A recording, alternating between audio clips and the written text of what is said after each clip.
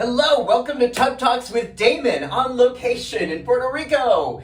My very special guest today is the legendary activist, educator, inspiration role model, Deondre Moore. Hey. Welcome to the tub. Thank you. I'm excited to finally make it here. I've been dying to get here. You've had all these other celebrities and everybody else here. Like, I get a moment to I was preparing to be for here. you. I was just waiting for you.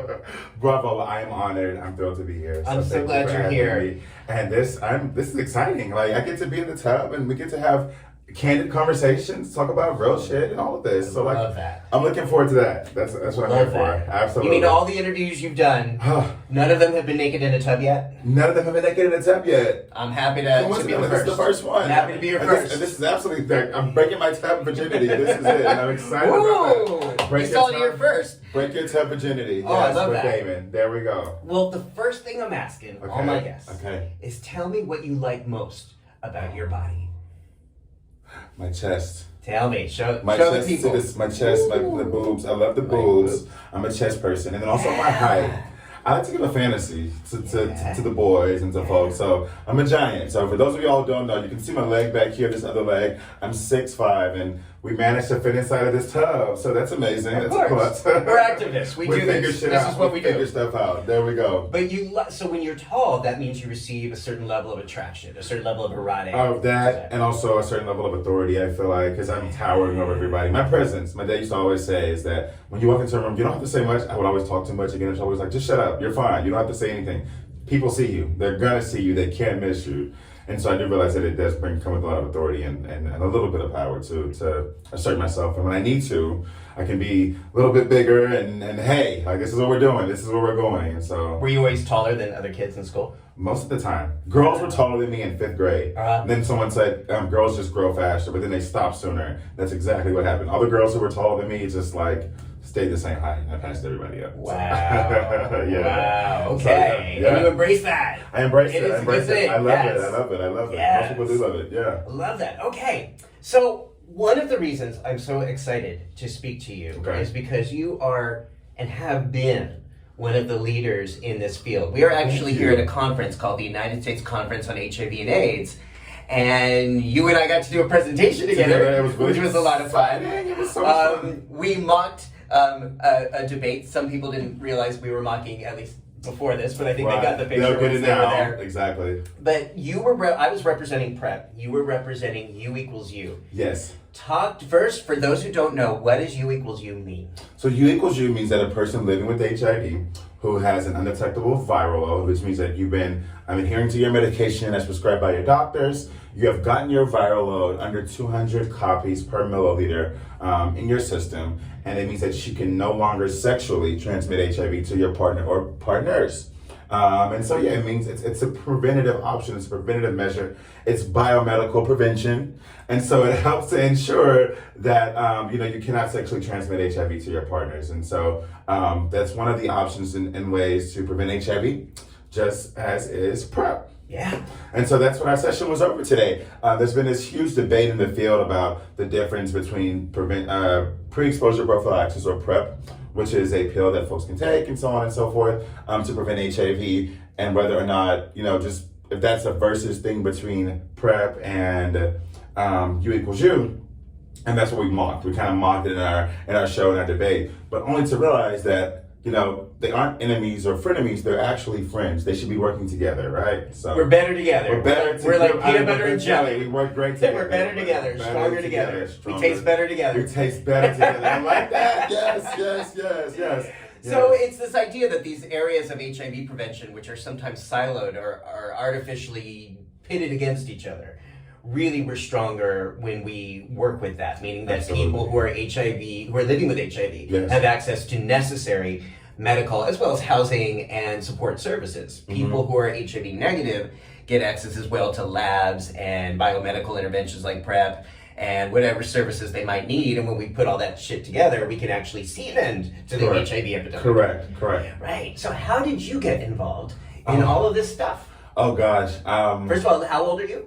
I'm 28 So years old. 28 years old. Now, the reason I'm saying that is because a lot of us were noticing at this conference, Right. like, we've known each other, like, a lot of us have known each other for decades. Yes. And we're also noticing, like, where is the next generation? Right. Like, what happens when we retire and pass it on? Exactly. Is there going to be another generation of activists and leaders who are going to do this? That's a great one. And that part I can attest to, that there are so many involved young folks and the next generation who's here, who's available, and who's ready to learn, who's ready to lead. Like, they're ready to grow. They're already ready. We're innovative. We're different. I got started in this work at the age of 20 after my diagnosis at 19. I was still in college, knew that I wanted to share my story, started off as an ambassador of so many organizations, was very tokenized. What does that mean from? Yeah, so for tokenized, I was the boy next door, the black guy who had a pretty smile, a really great story that I feel like now I can look back and say that a lot of organizations kind of like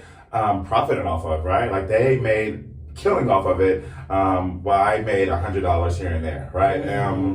And so they were profiting off your story, of you telling your story about what that was like. Yeah, about that, what diagnosed with it, my family story. Sometimes here and there, I can see it. But it was outside of that. It's not always about funding. It's not always about money. It's been about the impact, and I think that my story, that's to my own horn or anything, but so many people were able to resonate with my story. So many people were able to build better relationships with their families from me and my mom's story, and so on and so forth. It has been an amazing journey over the last 8 years to be able to share my story, show up in these spaces. Some of it has been extremely traumatic, but to be here where I am today and continue on with the movements, the next movements, and supporting those who are just like me, living with HIV, and finding things and finding my own lane, what works for me, what am I best at, and just doing my job and just showing up authentically as myself and all of me, my nakedness, all of this. And that's what I think has got me to where I am, working with You Equals You in the United States, and even some global work as well, but predominantly here in the US, working with my team of people, which is an amazing organization, an amazing team. Called well, right now we're going under some reconstruction. So we're formerly known as Prevention Access Campaign, but right now we're changing our branding in the United States. As of right now, we are just the You Equals You US organization. We are the You Equals You folks, and so yes, the founding organization. When did that change? We're looking for that to change around in January. So whenever this comes out, maybe by January or December, whenever, you should be on the lookout for that. We're getting community input, community involvement, stakeholder involvement around what our branding and our mission looks like, because for the last 6 years, we've only been focused on people living with HIV and just undetectable. But what we've noticed is that we have an opportunity as an organization to expand that and be status neutral. And that's what this is all about. It's going to take all of us. It's going to take PrEP. It's going to take prevention. It's going to take people living with HIV, our allies, everybody, to get us to the end of this epidemic. And status neutral, can you help people understand what that means? Yes. I know we got a lot of these of questions course, today, but what does that mean for people who are watching this and maybe haven't heard that term? Yeah, status neutral approach to healthcare for people, especially in public health or in sexual health, is about including both sides of the spectrum. So let's say you get a person who comes in and they get new tests for HIV, and it can go either way. It can go positive or it can go negative. Either way, you still need to find an approach to get them into quality care, which means that you then assess the situation. If they're positive, they should get into quality care to start treatment as soon as possible. If they're negative, we offer them preventative options to stay negative. Do they want to get on PrEP? Are they aware of condoms? But let's try to get them on PrEP, especially if they're at a higher risk of contracting HIV, right? But continuously making sure that both of these persons across the board are continuously being tested for STDs and STIs outside of just HIV. You reminded me of that today. Right. Exactly. And then also understanding that once this person gets on PrEP, they can prevent contracting HIV. And once this person over here who's positive starts their medication, they can eventually become undetectable and prevent transmission of HIV. A status neutral approach for both entities to continue stopping the spread of HIV, which is how we get to an end of the HIV epidemic. Beautiful. And as we're talking about this, what do you see as the obstacles or the barriers to implementing this? Some entities that are still stuck in their ways, that don't want to expand and catch up with the times. Some of my elders who are set and like, this is how it should be. They don't want to listen to the young generation, the innovative folks who are saying, this works for us. We want to help everybody. We can help everybody. my dad used to always say, you can't save the entire world. And I used to say, well, I'm going to die trying. So I'm going to do my best. And if I can help as many people as possible, that's the goal. And of course, we want to try to help as many people as possible. We want to try to prevent as many new cases as possible. The generations that have come before me, I stand on their shoulders because they started this movement. You know, you all got to see the beginning of this. You saw the heartache, the people who didn't get to make it to 2022 because of AIDS complications, because of HIV, and so many people who lost their lives. I really do believe that my generation and those who I'm here to see, we're going to actually see an end to this epidemic. And I believe that. I get chills about that because we have the tools. You all did most of the work. Now it's time to just pass the torch so we can finish the race. You pass the baton so we can finish the race and we can finally see an end to this forgotten epidemic. Right. And the way you put that is beautiful. And I appreciate that. I mean, I've been part of this work for 32 years now. And, you know, I mean, wow. Give or take. But You've seen everything. You've seen it all. I mean, I've seen transformation, especially in the last 10 years. But see, you also, the thing is, you know a world before HIV. Yeah. You got to know that all I know is a world filled with HIV. Yeah. I don't know what the world looks like without HIV. Most of my generation, that's all that we do know. So I want to create a space where at some point, at least my kids or somewhere down the line will know a world where it's like, HIV is a thing of the past. Like that used to be something. It's not anything anymore because it doesn't happen. Transmissions were so low, we don't see it happening anymore. So I want to die with this and take it to my grave and leave it there. That's it. Okay. Yeah. Now, may I ask you some more questions about your background, about your diagnosis? For sure. Okay. You were diagnosed at age 19. Uh-huh. Were you aware that HIV was a risk factor at the time? Had you been given any information about prevention or sex? I can remember, the only thing I remember about HIV at 19 was I remember being a kid and about 6 or 7 years old in the living room, and there was this tennis player on the TV. And I said, oh my gosh, he's so good. And I asked my dad, who is that? And he said, oh, that's Arthur Ashe, but he's gay. And because he's gay, he's got AIDS. He's dead. Oh.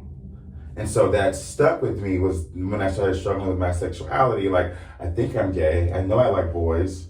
Oh no, that also means that I'm going to get AIDS like the guy on TV, and I'm probably going to die one day too. And as an adult, as a 19-year-old in Texas, because we don't get the quality education we should get in public schools around sexual health, when I got tested, my initial thought was, here it is. This is how I'm going to die. I actually am going to die.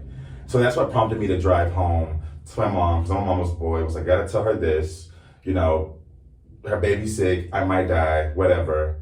And part of me being in the South, I was also afraid that I might lose my mom. Like, she might not want to be there to support me, because if that's what I thought, like, God knows what she would think. I didn't want to get her sick or anything like that. And so I kind of, on my drive home from college, which was about a 2.5, 3-hour drive, I can remember thinking, okay, this is going to go one or two ways. She'll be there, she'll support me. But my mind was also made up to know that she's not going to want me there. It's going to be, you know, the latter. And there's a river not far from that house. And that's where I'm going to drive my car if she turns me away. And so, you know, I kind of already knew what was going to happen next. But when I got there and I told her what happened, she like had tears in her eyes and she was like, well, I'm not going to bury my son. So we got to kind of figure this out. Like, what are we going to do? And I was like, oh God, like that was the turning point in my life. Like, that's what gave me hope. And I was like, oh shit, my mom is there. Like, I'm good. I don't care what people say. I don't care what anybody has to do. Like, my mom is there for me. And so that's the mama boy in me. And that's what shaped me to say that I'm going to be fine. But then I wanted to do more. And so I started sharing my story even more. And she's been a part of that journey the entire way. At one point, she was nervous about me sharing my story because she was a mama bear. She didn't want to know what people were going to say, how they would react, how they would treat me. She didn't want anybody bullying me, saying anything bad. And the next thing you know, she's on billboards with me. We're sharing our stories together about how she's been there, how she's been supportive. And so she's also been an advocate and an ally in this fight with me. So, yeah. It's been a journey. So she had some reservations about you being so open and generous with your experience. In the beginning, in the very beginning. And now it's like, you better not stop. You can't stop now. Like, this is where you are. This is you. Like, and you are on listen billboards. To you. Yeah, I'm on billboards. And so. In your home city, in Texas. In Texas, it's been in Atlanta, DC. I've seen my face on buses in Maryland. How is your mom? I mean, she's really supportive. Has she ever had any pushback, or has she ever had to deal with shit? No, oh my gosh, the first time I came out about my story in our hometown in Texas, she was nervous about it. She didn't want me to do it. I did it. And she kind of showed her support by being there in the audience and coming on stage and hugging me. And afterwards, this was at church, by the way. And she's like, I'm not going to go. In what area? In Beaumont, Texas. country town. And so about 7,000 members, watch night service, New Year's Eve night, share my story. She's not supposed to be there. Look in the audience. She's there.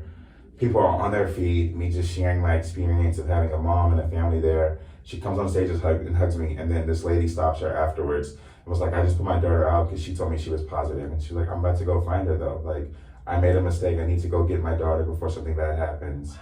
And so that's what kind of let us know we were doing the right thing in that moment. Cheers right? to the mothers. Yes. Cheers Shout out to to the mothers. mamas. Love Yes. to the mothers. Yes. So you actually had considered suicide if she wasn't responsive. Yeah, well, like I said, that's all I had was my mom. Like that's my girl, and so she was not going to be there. I wasn't sure what to do next. Like that was going to be it for me. And when you were diagnosed, Sorry. You had, Yeah, good yeah. job. Okay, cool. We're gonna make this work. Oh, okay. That's better. That's good. Yeah. Okay, good. Okay. Yeah. And I just want to make sure, that Cool. you're still in the We're frame. good. Yes, I am. Okay. Cool. When they gave you a positive diagnosis, did they tell you about any treatment options? I know U equals U wasn't really No, that well was a known. thing then. Yeah. No, that was. But we certainly knew we were using the phrase TASP at the time, and we certainly knew that undetectable, if not 100%, was pretty close at that point. Was that information that was I learned about delivered? TASP at a conference maybe a year later. Wow. So when they diagnosed you, what did they say to you? When he diagnosed me, he came in and said, our test confirmed that you are positive, and I'm going to give you a moment to think about that, and someone will come in the room and give you some information, some papers that can help you find a specialist in the area. And that's what they did. Did anyone ask you, how are you feeling? Oh, no. There was a nurse. She kind of placed her hand on my back as I was crying, and she said, here you go, here's this paperwork. This is over in this city, this is in this neighboring city. You know, I hope that, you know, it's going to be okay. And that was just pretty much it. Yeah. That's when I just got in the car and drove home. Yes. And they didn't ask you if you were at risk of hurting yourself or if anyone was at risk of hurting you in your life? Who might? This is at the Student Health Center at a university, so. Okay. Yeah. And do you think that Student Health Center is still doing business that way today? Oh, no, they've actually changed the doctor they got rid of. Okay. Because they were extremely stigmatized. I can remember going back a year later, they remembered me, but I was going to get tests done for gonorrhea and chlamydia and so forth. He was like, you're having unprotected sex? And I was like, well, by this time I knew what treatment as prevention was. And I was like, well, I can't sexually transmit or anything like that. And so he was like, yeah, but you're living with HIV. You probably shouldn't be having sex, like, just in general. I should not have a sex life. That was the message. Don't have sex. Just don't have sex. At age 19. Yes, 20 now, but yeah. 20. Don't have sex. Okay.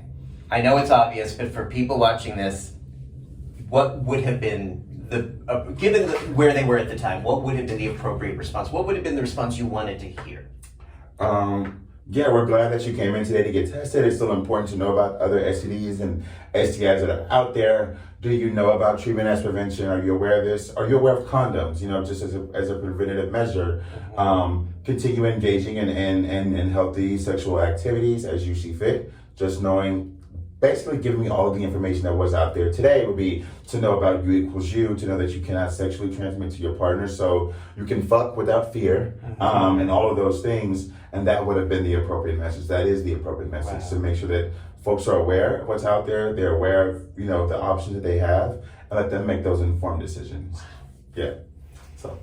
I'm so grateful you and your mother Thank are you. part of you being here right now. Thank you. I appreciate that. Yeah, I appreciate that. Thank you so much. So then I met you a few years after that, and I didn't realize it was only a few years after that. Or at least I first saw you speak at this conference in 2016. Yes. Because you rocked the stage. It was my first time on a main stage in Hollywood, Florida. I just turned 22 or 21 years old. How did that go from Beaumont, Texas, contemplating the possibility of suicide, to being up on the plenary stage at USCA? Oh my gosh. In front of thousands of people, yeah. How did you transform that? Consistently sharing the message, learning the knowledge, as much knowledge as I could, being a peer advocate in my community, on the campus of my university, sharing my story everywhere I could, to whoever would listen to this boy who was yelling, to then start doing campaign work with organizations like Greater Than AIDS and the Kaiser Family Foundation and all of that. And then, being part of the NMAC Youth Initiative. I was a part of that before that for a year. and then was invited to be on stage to represent the younger generation or the next generation of leaders to give a speech about what that leadership was How like. did that feel to be on stage in 2016 in front of thousands of people? It was empowering. It was very much, I felt like Beyonce. I think that's what was part of my speech. You did. I did play Beyonce in my You speech. played And it was great. Black Bill Gates of the making. Yes. It was Formation. Yes. It was very popular at the time. And so it was really great. It was an experience. It was empowering. And then the jealousy kind of set in that this new guy who was in the field, it became extremely traumatic, right? I thought I had killed this speech. I thought I had said it. Okay, so I thought everybody I was so impressed. I wrote about it in the Fairfax group on Facebook. It's still there. Because I reported on it. I was like, oh my God, this was one of the best things. Some of the leaders in this field, like, I can remember Ron Simmons, who we ended up doing an article together, and so many, Wakefield Stevens, and then so many other people coming up to me and said, you know what, I feel good. We can pass this torch on. We're going to be okay. And then, like the unthinkable thing happened, right? And so I remember being and coming down at that conference and people looking at me in the audience. I'm like, oh, everybody's like, that's the guy who did the speech or whatever. Yeah. And then one of my then quote unquote mentors like, oh, so you got a sex tape out? I was like, huh? What are you talking about? They're like, yeah, apparently you have a sex tape out. That's what the entire conference is talking about. I haven't seen it, but it's a sex tape out there of you and 5 guys and all of this. And then another person, another then executive director in the field was like, they're calling you 5 guys, like, fuck the burger and the fries. Like, it was a whole thing. I was really like big bullied to the point that conference, I wanted to commit suicide. Like Trina Scott, that was someone who was there for me. She was there. She's like a mother. I was like, I have to go home. Like, I don't want to stay here. We were on a roof, actually, at that conference. And I was like, I'm going to jump over there. Like, this is like too much. Like, why are people doing this to me? And it was a video that nobody ever saw. It was not a video that was out there. There was no such thing. But someone was saying this. Someone that I now later found out was someone that I didn't want to sleep with. And that was really envious or jealous that I had been invited to be on the stage. Like, I wasn't supposed to do all of that. I was just an intern in their city, in DC, at HRC a few months before. Like, why is he here? That type of thing. But it was the fact that so many organizations and pharmaceuticals were running with this. I had contracts at the time with certain pharmaceutical companies who were like, yeah, we might have to end this because this is what people are saying. I'm like, well, can somebody show me my video at least? They're like, well, we haven't seen it. We don't know where it is. So there's no video, but you're telling me that this is what's happening. Got so bad that the people who flew me there from this conference, who do this conference, even pulled me into a room and was like, hey, you're here as a youth initiative person too, and we're gonna have to go ahead and we can send you home if you want to, but you don't have to show up anymore or any of that. That's what they told me. Oh my God. So let me just get this straight. This is a conference called the United States Conference on AIDS, or HIV and AIDS. Supposedly, sexual health, leadership, sexual people who are sexually liberated, who are science-based and rational. And who are also having sex, who are engaging in sexual activity. The same folks, the leaders, the ones who were judging me, yes, all of them, those people. So someone started a rumor because they were jealous and vengeful. That's the only thing that I did it, but I turned them down. Yeah, I did fuck their friend. I did find that out. I did fuck their friend, but I didn't know. But so what? Yeah, exactly. But I mean, hey, that's where we were. So you said no to this person, and they reacted by spreading a vicious lie. Right, and it was the fact that so many people ran with it. I don't know if it's because I had just did this speech on the stage or what, but it was so to the point that was the only topic of that conference. And it spread so much so that it actually cost you some opportunities. It cost me a lot of opportunities. Like, I left the field for a moment. It cost me opportunities. It's gotten so bad, it followed me back to Texas, to my university. It was that bad. So, yes. How are you feeling talking about it right now? Oh, I'm fine. I'm okay with it. Okay. Yeah, I'm fine. And now I wish there was a video. I want to see how good it was. Like, I want somebody to tell me, like, that's the attitude I wish I had then. But again, it would remind me that, like fuck you all. Like, that's what I should have said. Like, fuck y'all. Like, you all are doing this, and you're supposed to be this field for something that doesn't even exist, something that never even happened, something that none of you have even seen, but you would rather tarnish me and hurt this young Black teen kid, a young adult who's in the field, going to college, doing all these things, because of, let's just say let's say it was true. Let's say there was a video. Let's say me and 5 guys did fuck at once, whatever. I've been there, done that. It's had a great time also, by the way. But let's say it was happening then. Like, okay, what's next? So what? Now what? I have to think, because I think for me, no one would ever, I would think that in my position, no one would ever say that about me, or if they did, it wouldn't be used in a bad way. And I have to think there's something racial to that. Yeah. There's something that would be like, oh, well, Damon, he's a slut, and whether it was true or not, they had a video or not, it wouldn't be something that would be leveraged against me professionally. I don't know why it was like that. And those people have never apologized. Was it racially I don't motivated? know. I don't think so. No. I don't think it was racially motivated because the person who started it was also black. But the consequences. The consequences of it, yeah. I don't know. It was different. There's so many people who still treat me different to this day. Because of that stupid rumor. Yeah, I know. I can tell. I can feel the looks and the things and stuff like that in certain spaces. Today, this conference today. Today, yeah. Like today, 2022. Regardless of the titles, regardless of the accolades, all of those things, there's still people who want to hold on to that piece and to hope that that is true and that that's who I am. And even if it is, like I have a great sex life. Yes, let that be. Yes, that is true. Let's say that. Yes, that is me. So what? So now you're at a place where you can say, well, okay, let's go with it. Let's embrace. Let's go with it. Yes, sexuality. as a matter of fact, it is true. Let's do that. Let's go with it. Now what though? Like what's next? Like what else? Is that it? That's the one thing, and you're gonna make that a bad thing? That I'm sexually liberated and I have great sex? And good enough for film, apparently, that I don't know about, but I mean, hey. And to be clear, you've never seen this so-called video that anybody No, this never happened. No, the person who came back and said that they started, they finally told me that. Like, yeah, I made it up. I mean, I knew that. Is there a liability I knew that. there? I mean, it's just, it is what it is. Yeah. Okay. Yeah. Are they still at this conference? No, they actually lost their job. Once I found that out, like, I went on a rampage. I was like, oh no, like, yeah, you're done. You're done. I remember emailing the entire IMAG staff at one point too, and was just like, I can't believe you all treated me like this, and it's really hurtful. And that went out, so it was like a thing. Like I was pissed, I was hurt, I was so upset, and then nobody ever really apologized ever. There may have been 2 people who have told me, you know what, I led with that, I participated in that rumor, and I'm sorry. Yeah, but it didn't stop me. I came back. There were people, supporters, brothers, like Dr. Keith Green, who wasn't even supposed to be at that conference. They showed up anyways, not even for me, but they showed up and happened to be there. And they became like a superhero to me. Like, just like, you know what, fuck all this. And I watched them tell people who were talking in the midst of it, like, shut the fuck up. Like, what are you talking about? Like, you are an adult. You're an executive director. Why are you talking about this young kid like this who's trying to come into their own? Someone who stood up for me and has become like the best big brother in the world. That I just, it was funny because someone told me at this conference, they were like, I remember when that happened that year, but there was someone here standing up for you. They were like, you weren't even in the room. We were having a conversation over cocktails and your name came up at that conference about your sex tape, and he shut it down right away. I never knew that. I mean, I knew that he was there for me. We're like, damn, like, okay, cool.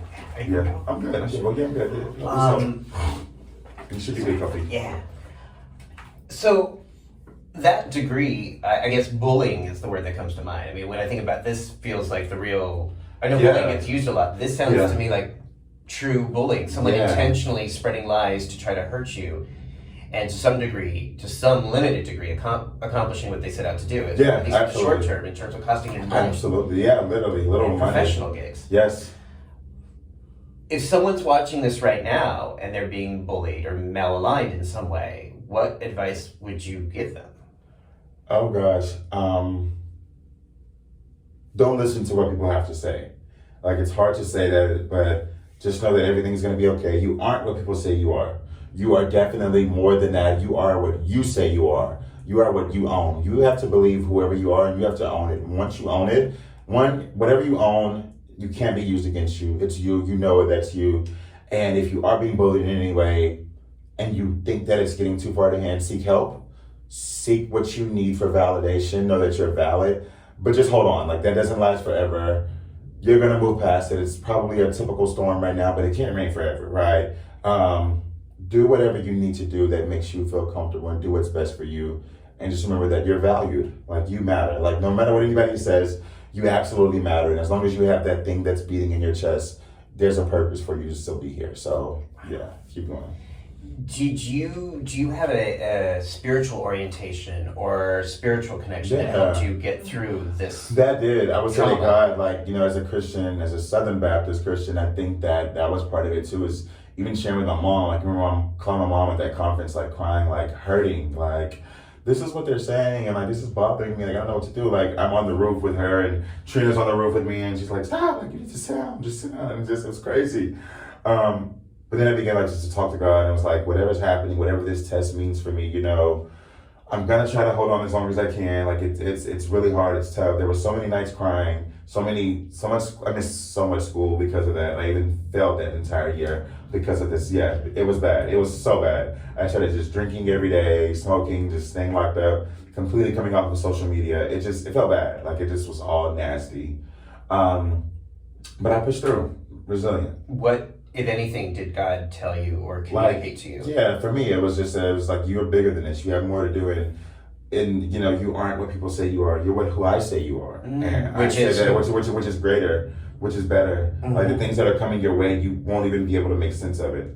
And who I am today, I cannot make sense of it if I sit there and try to think, like, from that moment to the guy who wasn't supposed to make it, what they tried to stop, to all that I've accomplished today. It feels amazing. So I'm honored, I'm blessed, and I'm thankful that I kept going, and I had people around me who kept me going too. I'm grateful Great too. support systems.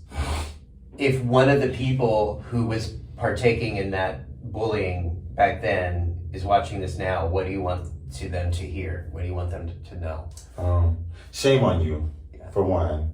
Very much shame on you, because you could have been responsible for someone who would have died or who didn't want to be here. You made me feel really bad, and but I hope that you've grown up. I hope that things have changed. I hope that you own who you are. I hope that you don't do that again to anybody. I hope you don't treat anybody who decides to come in this field, regardless, or whatever you think that they've done wrong. I hope that you allow them space to grow, to mature, and you make it a pathway for them to be the next generation of leaders without having to fight to be here. Yeah. We shouldn't have to fight for a space to be a part of this movement.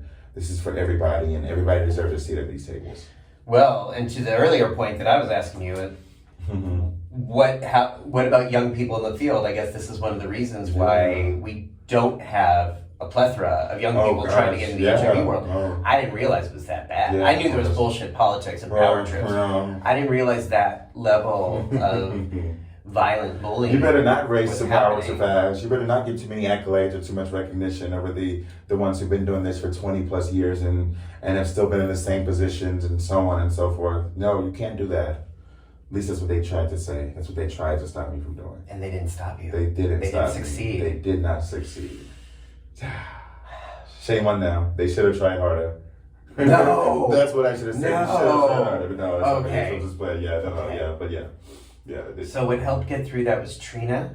Yes. God? Yeah. Your mother? Yeah. And anything else? Any other tools or anything else helping get through that? Dr. Green, my brother's Marcus. Yeah, Keith. By the way, Keith always has an invitation in this tub. Keith will love this stuff. You have to go to Keith's tub. Keith has a beautiful tub. Keith has a huge ass jacuzzi tub in Chicago. Oh my gosh, and a beautiful home. Keith, you signed up. We could all fit in his Keith's tub. Yes. Okay. You know, me and Keith are like the same height. But yes, but even like that, Marcus. I found three new brothers: Keith, Marcus, Stanley, and Darnell.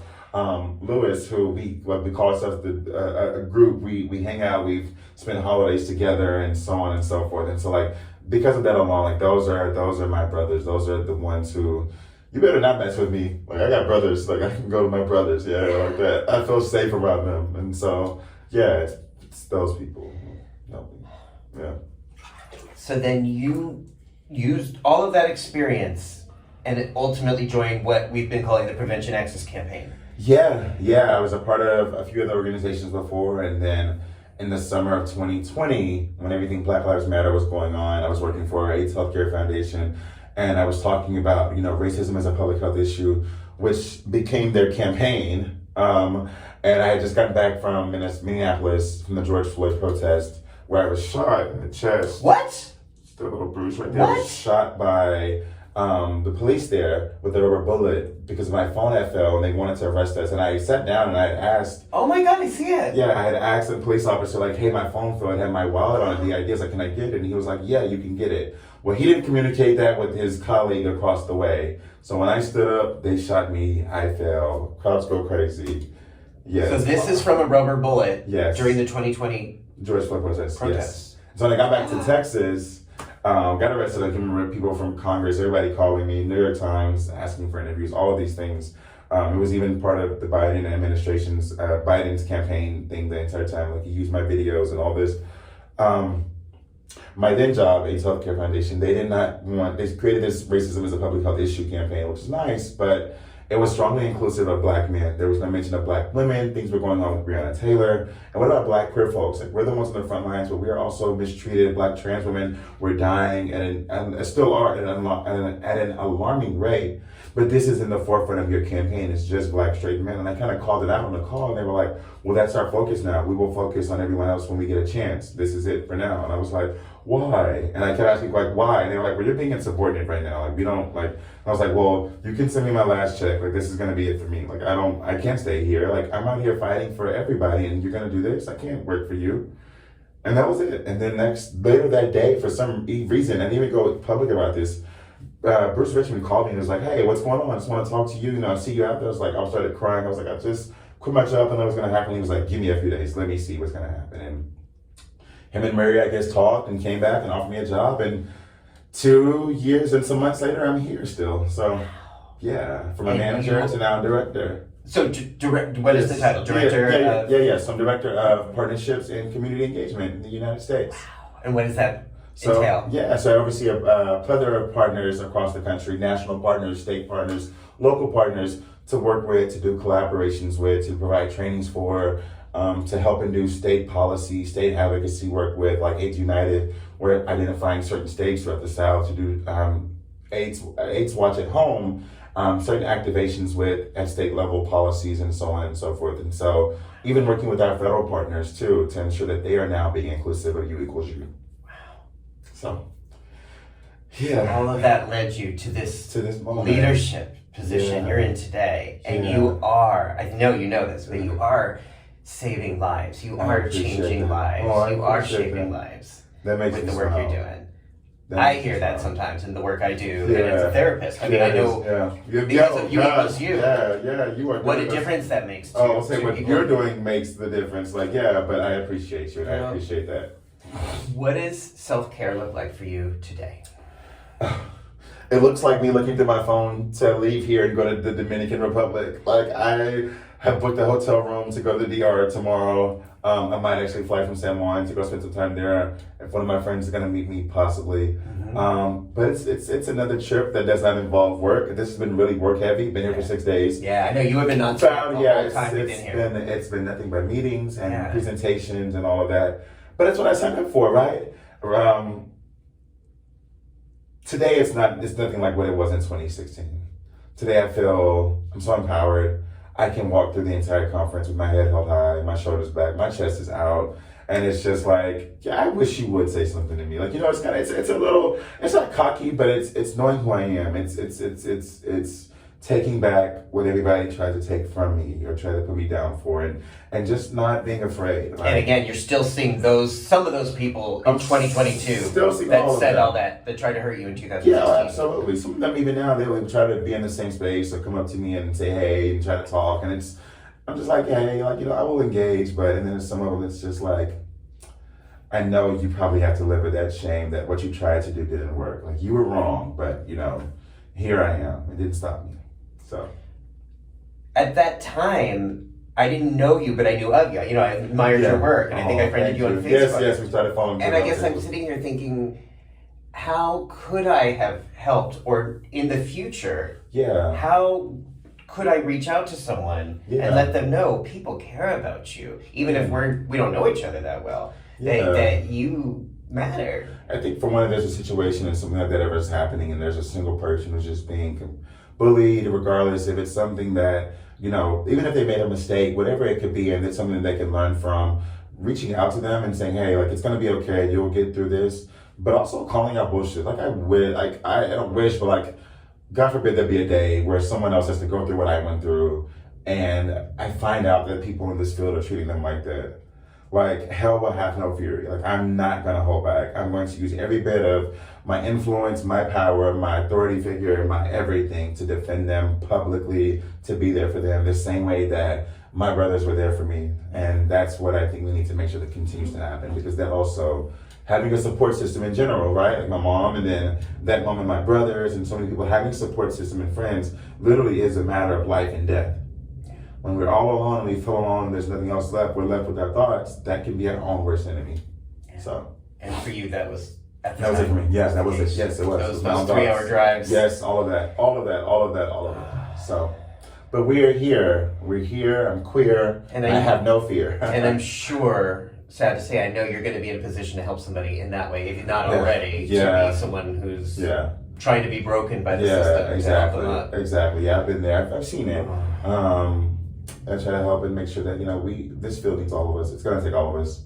It took all of you to get us to this point. It took all of you who stayed resilient, who lost friends, who had to bury their friends, who had to say goodbye and see moms bury their babies and all of that. It took all of those stories to get us here, to build back on that. And so now we have a duty to carry those stories with us and to make sure that mommies aren't burying their babies anymore like they had to, and that, we have people who are staying alive, who are staying, vigilant in this fight. Because again, we're gonna see an end. Like, it's all gonna be worth it. Everybody who did die won't die in vain. It's gonna be part of something. And when we get there, we'll thank everybody, including you. Including So, you. yeah. And we have to be decent to each other along the way, Oh even when we don't agree. When we don't, which is a lot. We don't agree. We don't agree. A lot of people do not agree, but you should be decent with each other, because in the end, we're all trying to fight for the same thing. And that's the end of this epidemic. We're trying to fight to make sure everybody's equal. We want to see everybody strive and survive, and everybody needs to thrive. What else does self-care look like for you today? Sleeping. When I can get a lot of sleep, I'm gonna sleep. Like, if I can stay in my bed all day, I will. Is there a Mr. Partner? There is, and we have a really great time together. Enjoy them. That's part of the support system too, is having them, and even friends too, right? Having friends outside of that, that we all have understandings and we get to enjoy each other. We might take trips here and there, or it might be come meet me at a conference, whatever. It's all of that. Cool. Yeah.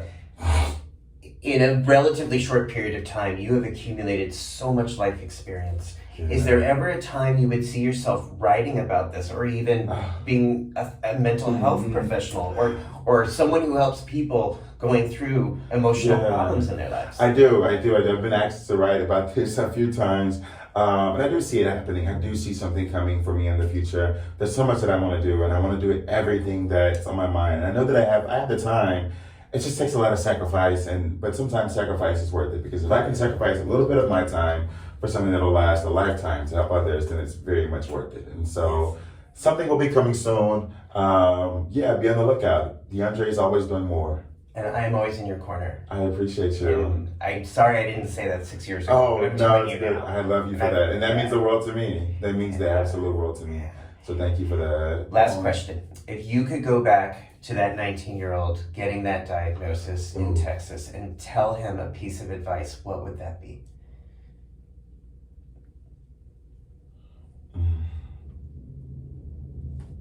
You have your whole life ahead of you. You have your entire life ahead of you. Everything actually is going to be okay, and it's going to be better than okay. It's going to be so good that you won't be able to describe it, and you're going to be loved in ways that you can't imagine. And you're going to touch people from all over the world. So keep going, hold on, and your mom is still going to love you. You're going to make new friends and new family. So just be ready. Be ready for what's to come with this. It's gonna hurt a little bit. It's gonna be emotionally painful. You're gonna cry, and that's okay too. Like, feel all of that. Feel everything, every emotion. Because it's gonna make you stronger, and it's gonna prepare you for what is coming, which is greater. Yes. Thank you. Thank you. Thank you. I appreciate you. people want to follow your work, see what you're doing, how you're doing, where you're doing it, what's the best way for them to follow you? Social media across the board, Twitter, Facebook, Instagram is Deondre, Deondre. The letter B is in boy, that stands for Bernard, my middle name. Okay. And then Moore, More. So Deondre B. Moore. That's it. Okay, and those links will be right down below. If you're watching this on YouTube, you can see the links down below. Yeah. And also at the Prevention Nexus campaign, if you have questions about that. Question about that, you go to look up u=u.org. You can find us there too. Okay. Yeah. I hope people watching this are really going to think about what it means to live, to grow, and to be decent to each other. I know we don't agree. I know people watching this don't agree with me. I know people watching this don't agree with each other, but we have to do better than this. We do. We have to do better by each other. We have to love each other. We have to be kind to one another. Because a smile and being mean can all make the moment a matter of life and death for somebody. So be the reason somebody lives and not the reason why they go. You had to make a choice. Yes. There we go. Boom. On that note, thank you for watching, everybody. Keep watching Tub Talks with Damon. Thank you. Thank you.